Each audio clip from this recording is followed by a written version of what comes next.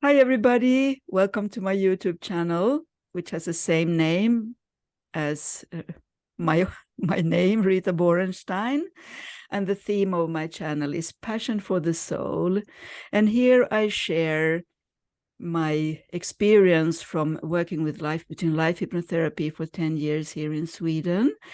And I also interview guests. And some videos are in Swedish, some are in English.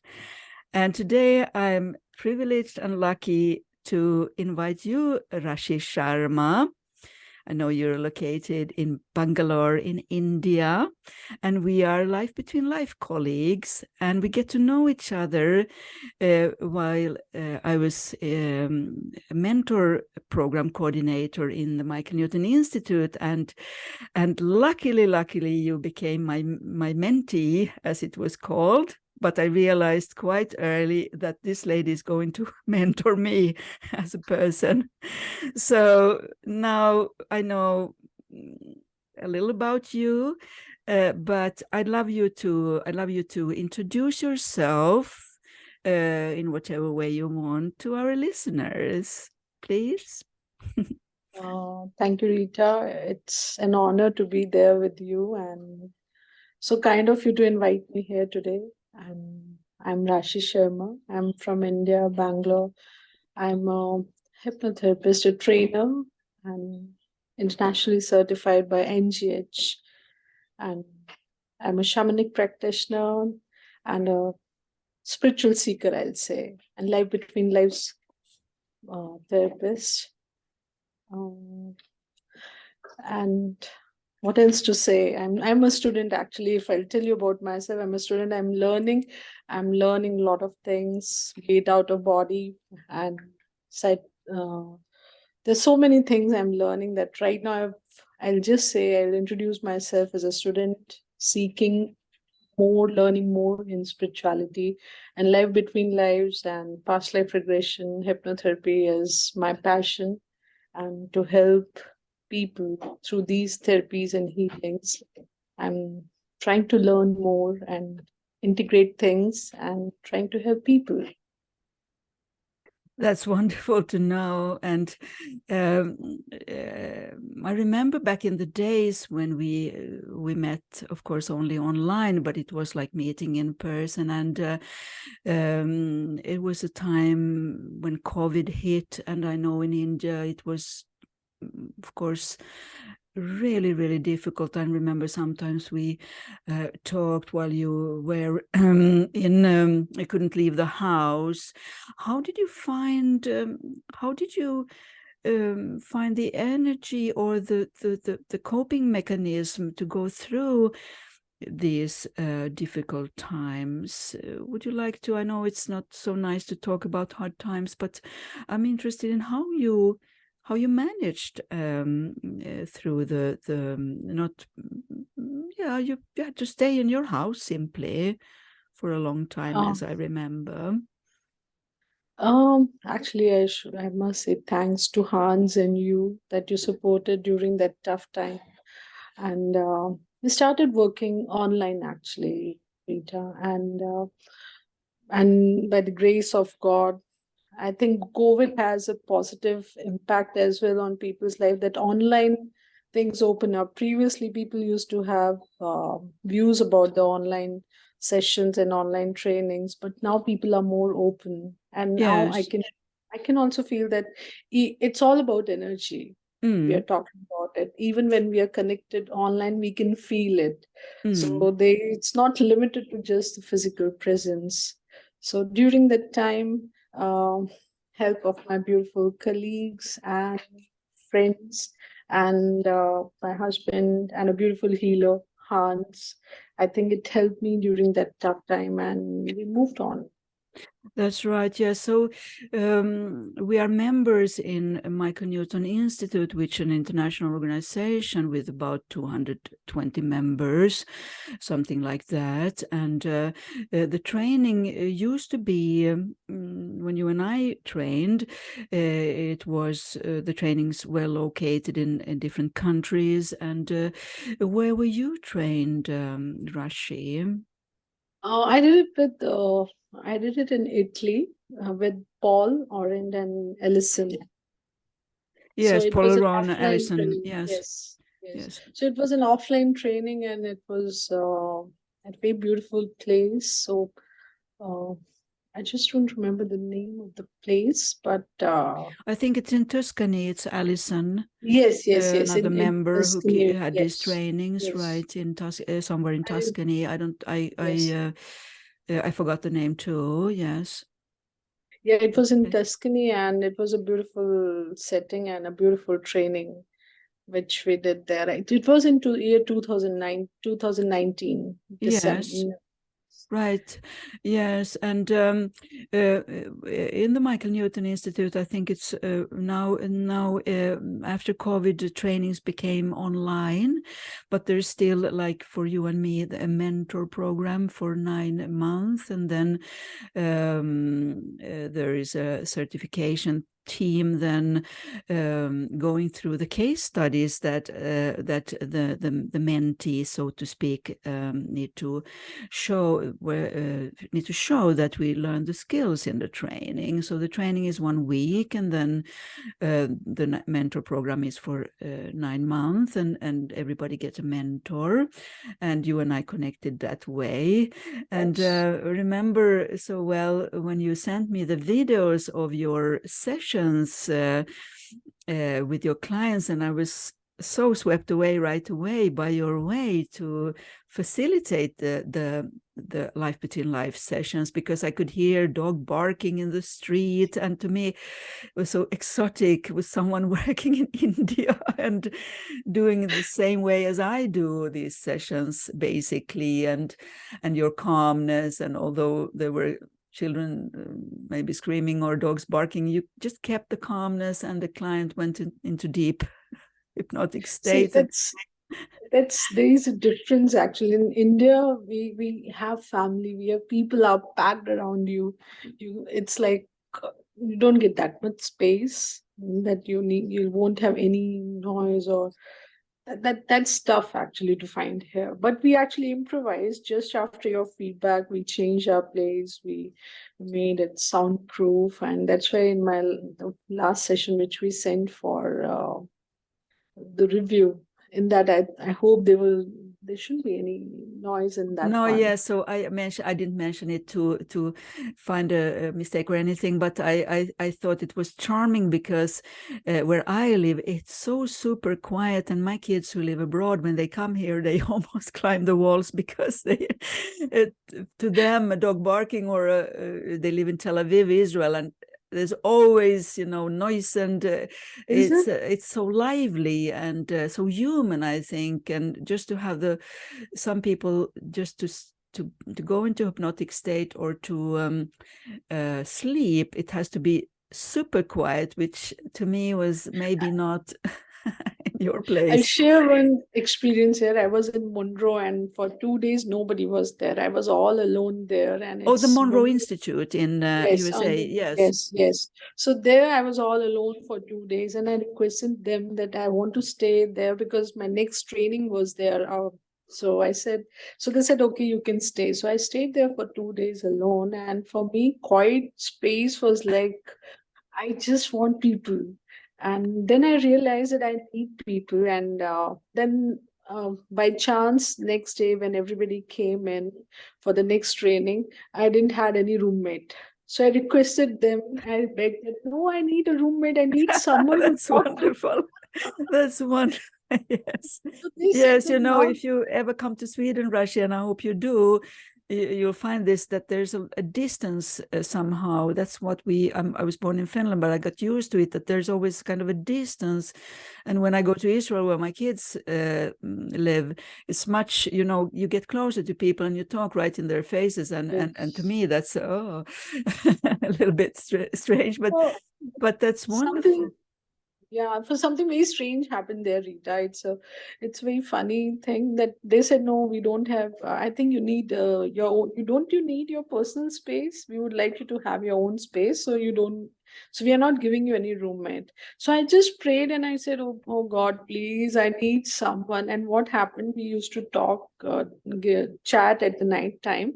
So when I came back, I saw that my room got locked on its own, and there was no key at that time. I did not want to trouble anyone, so I requested one friend of mine. I said, see, my room got locked, I cannot be there alone.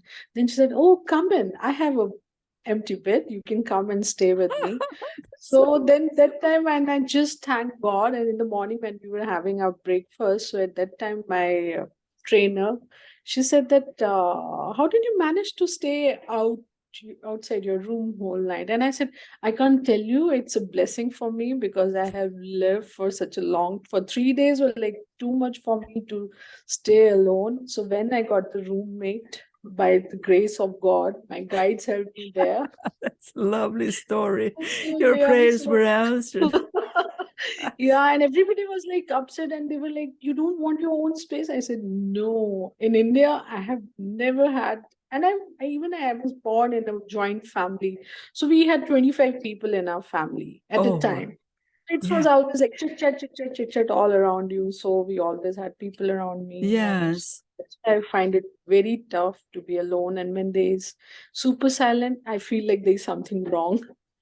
Wow, yes, because here in Sweden, sometimes they have a room for the baby. You know, if you have a big house, you have the baby has a room of its own. But I remember our kids used to sleep with us, although they had a bed of their own. But it's to me somehow what you're saying is sounds very human and very natural. So and when you do the sessions with people these days, do you find where do you do most sessions online, or do you see people in person? Actually, 80% of the sessions are online. I do it Mm. from throughout the world. People request for the sessions. Yes. 20% are face to face.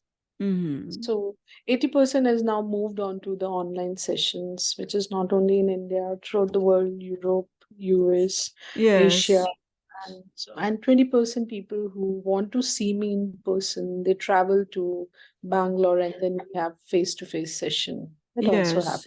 Yes, wonderful to know. So we will put the information about you beneath the video. So anybody want to do a session with you, Rashhi, they know where to find you, because I think it's about chemistry. Everything is about chemistry, personal and soul chemistry, what you attract. I do some sessions online as well, but these days a lot of people want to travel and come here, it seems, because there's a longing, exactly what you said. I don't want to be alone in my room anymore. I want Yeah. a person to touch me physically, Yes.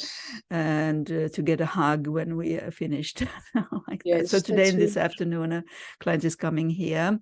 Yeah, so now I'm curious about your training, because you told me before that they are also online. Tell us a little bit about your training in case somebody's interested to do your training. What kind of trainings do you invite into? okay. So we give two types of training, and we have more incoming in pipeline this year. The one which we started is about past life regression. So that's an integrated training where I tell them all about how to do a good path. I've done 6,500 sessions of past life regression. So wherever I felt that I lacked or I needed more to learn, so I have integrated all those what I have learned, and I tried to give them. It's an experiential training which is for Mm, 5 days, and yes, along with the spiritual awakening also happens for most of the people. It's more of a spiritual, and more from my own experiences, what I have gained in my trainings, in my sessions, because as you know that each session is a journey. in its own, right? So for all I try to integrate, and as per the group's energy, we give 5-day training. And Wonderful. there's another one also, which is of hypnotherapy, which is certified, which is accredited by NGH, National Guild of Hypnotists, USA. I'm a certified trainer with NGH. So that also we have started. That is for 8 days, which is online as well as offline. Mm-hmm. And another one is Shamanic practitioner training, which we are starting this year. That will be in 7-day course where we'll learn about out of body and out of body and near death experiences also we'll see in those trainings. So it's like spiritual as well as the material part of regression session and hypnotherapy will add on to it. Oh, So yeah. sounds wonderful. I'd like to take those trainings. Yeah. But I remember in my training in England to become a life between life hypnotherapist, there was a lady from England, no, from India there, sorry, and she and I can't remember her name, sorry for the moment, but she was the first life between life hypnotherapist trained by the Newton Institute and to work in India. And I remember we talked a lot about living in such a huge I mean, there's a lot of people in India, of course, Yeah. and people believe in reincarnation, do they? I mean, depending, of course, what kind of would you like to say some things about how it's been for you to work with past life sessions, particularly in India? Are there some taboos, or is it common that people are quite naturally going into past In lives? India, actually, people are more open towards past lives, though they resort to this therapy in the hand only because it's the last. It's the last moment when they have tried everything. Then only they want to come back and know about what actually this therapy is about.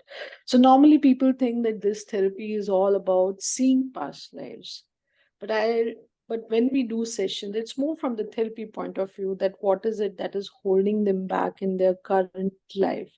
So it's not, so the perception of Indian people are they're more into past lives, but they think that it's some kind of a magic. Immediately within a session, they'll see something and things will change. People are scared as well because sometimes people ask me, oh, what if I'll see my wife of my previous life or my husband of my previous life?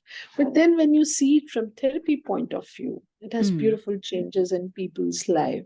So yeah, Yes. people are more open here in India That's to this wonderful. That's wonderful because I guess the reason why I ask is that I read a book written by a Swedish lady called Shanti Devi, who not a Swedish. Sorry, I mixed it up. It's the author is Swedish, but the person is Shanti Devi, and have you heard about her? She remembered a past life.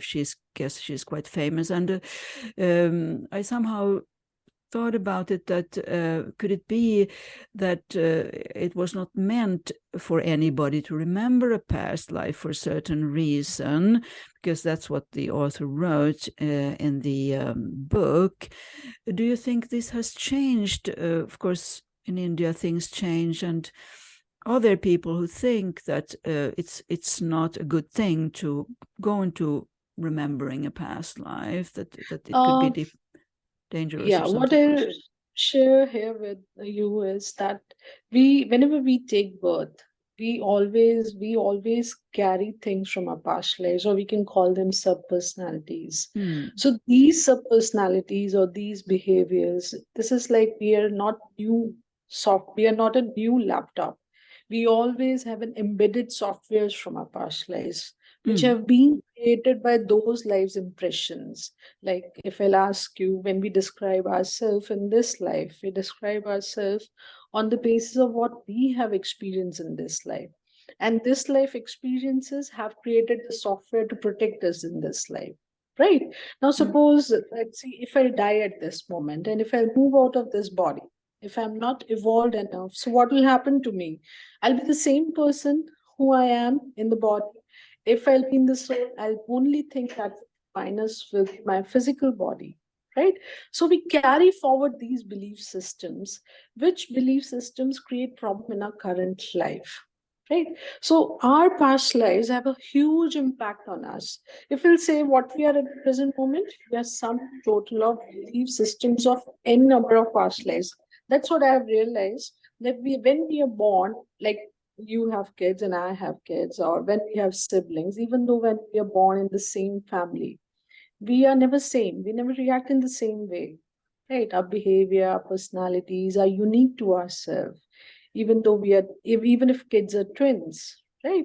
So we are always reacting on the belief systems of our past lives. So when we talk about our past life, or when we talk about seeing back into our past lives, we try to find out the root causes, what is creating problem in our current life due to an impression which was created in the past life, right? So that is the whole modus operandi of the past life regression therapy, where we look after, try to find out that from where it has started, what is the reason I'm behaving in this life. And like, I'll give you one example. Recently I did session for this girl, and she has this OCD thoughts that she's a sex worker. She's a sex worker.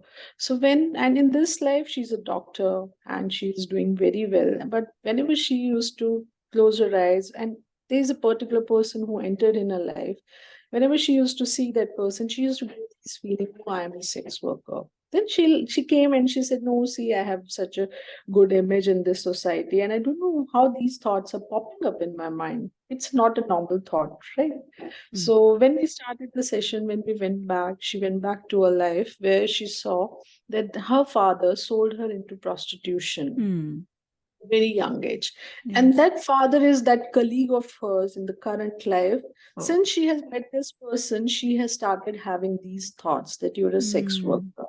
Yeah. So she died as a sex worker in that life. And during the death moment, she said, I'm never going to be a sex worker. So the moment in this life, she saw this person near him, because we all carry these karmic relationship with people around us. So the moment she met this person, her soul tried to send an SOS signal, tried to protect herself. So when the moment she looked at him, she started having these thoughts, don't be a sex worker, don't be a sex worker.